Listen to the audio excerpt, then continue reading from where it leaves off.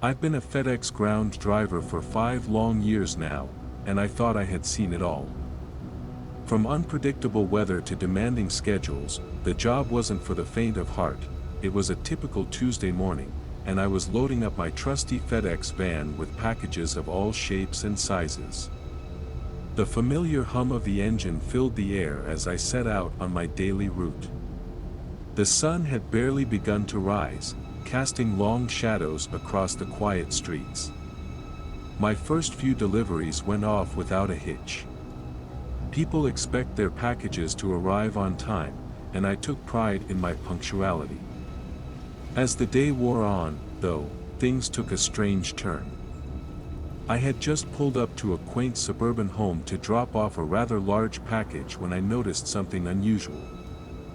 A man, tall and lean, with a disheveled appearance, was eyeing my van from across the street.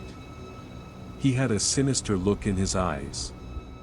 I brushed it off as paranoia, but my gut told me otherwise.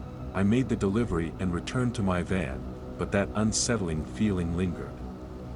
As I continued my route, I couldn't shake the sense that I was being watched and followed. It was as if the man had imprinted himself onto my every thought.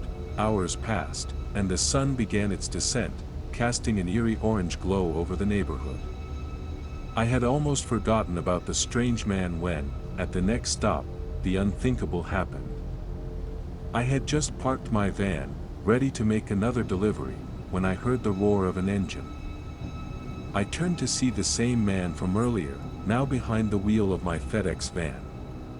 Panic coursed through me as I realized he was driving away with all the packages inside. Without thinking, I sprinted after the van, shouting for help. The adrenaline surged through my veins as I chased my van down the street, but it was no use. The thief was gaining speed, and soon, my beloved FedEx van disappeared into the distance. I was left standing there, panting and bewildered, as the gravity of the situation sank in. Not only had I lost the van, but I was responsible for the countless packages it contained. I called the police, and they arrived quickly to take my statement. It wasn't long before the news of the stolen FedEx van spread like wildfire. Days turned into weeks as the authorities launched a manhunt for the thief, but there was no sign of him or my van. The incident weighed heavily on my conscience, and the stress became unbearable. I couldn't face the customers whose packages I had failed to deliver.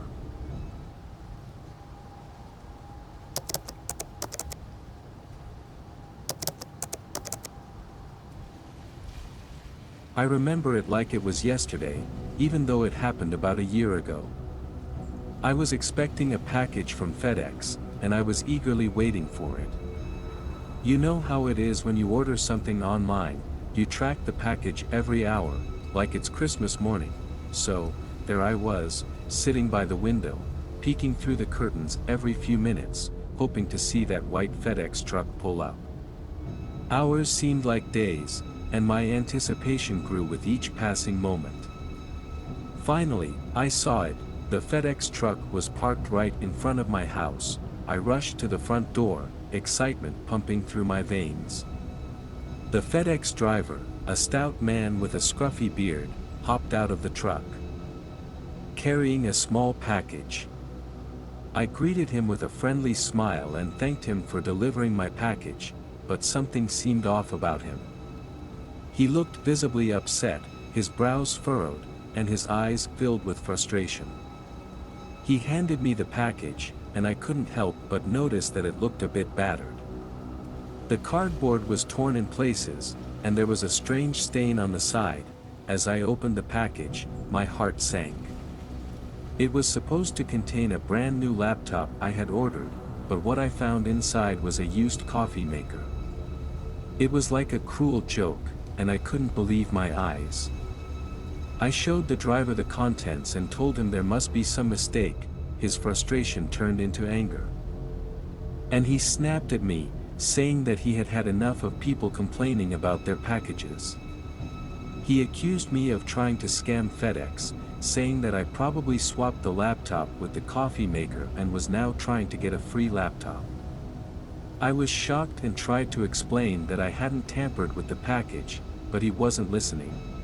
In the heat of the moment, I took out my phone and started recording our conversation, thinking that this would be the only way to prove my innocence. The driver noticed this and became even angrier, shouting at me to stop recording him. He then abruptly turned and stormed back to his truck, leaving me standing there, bewildered and frustrated. I didn't know what to do, so I called FedEx customer service right away to report the incident. They assured me that they would investigate the matter thoroughly. I also contacted the local authorities to file a complaint about the FedEx driver's behavior. In the end, FedEx did conduct an investigation, and they discovered that the package had indeed been tampered with before it reached me. They apologized for the driver's behavior and assured me that he would be reprimanded. It was a bizarre and frustrating experience, one that left me wondering how such a mix-up could occur.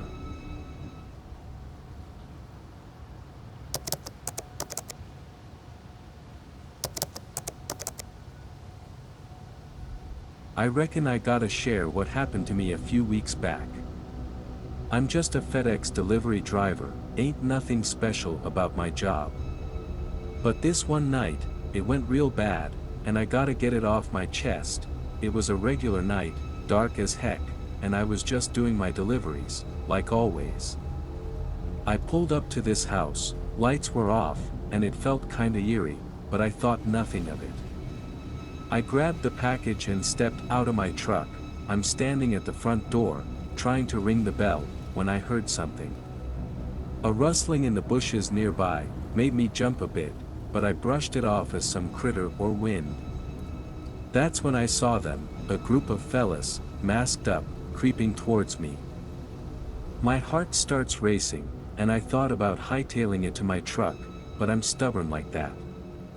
I figured they might be pranksters, trying to spook me, so I holler, "What y'all want?" No answer, just standing there, staring. Then, they start knocking on the windows of my FedEx truck. That ain't right, I think. So, I ain't opening that door, no sir. I keep it locked up tight. They didn't take too kindly to that. They got all riled up, like a bunch of hornets. Started yelling, cursing, and banging on my truck like there's no tomorrow. I can see their eyes through the masks, and they look wild, like they ain't got nothing to lose. I ain't ashamed to admit it, I was scared. Real scared. I grab my phone and call 911, and I'm praying they come quick. But they ain't giving up. They start throwing stuff at my truck, rocks, bottles. I'm ducking and praying that windshield holds. Time felt like it was crawling by, and I'm wondering if I'm gonna make it out of this mess. The 911 operator keeps talking to me, trying to keep me calm, but it ain't easy. Those masked guys, they got anger in their eyes, and they ain't letting up. Finally, I see their headlights, and I hear the sirens in the distance. They must have heard it too, because they scatter like roaches when the lights come on. I watch them run off into the night, and I thank the heavens. The cops show up, taking statements and such. They said they'd patrol the area and keep an eye out for the masked men. But they never found them. As far as I know, my FedEx truck, well, it's a bit worse for wear. Windows busted, dents all over, but it could have been a lot worse. They didn't get what they wanted that night. And me, well, I learned to trust my gut, and it told me to keep that door locked tight.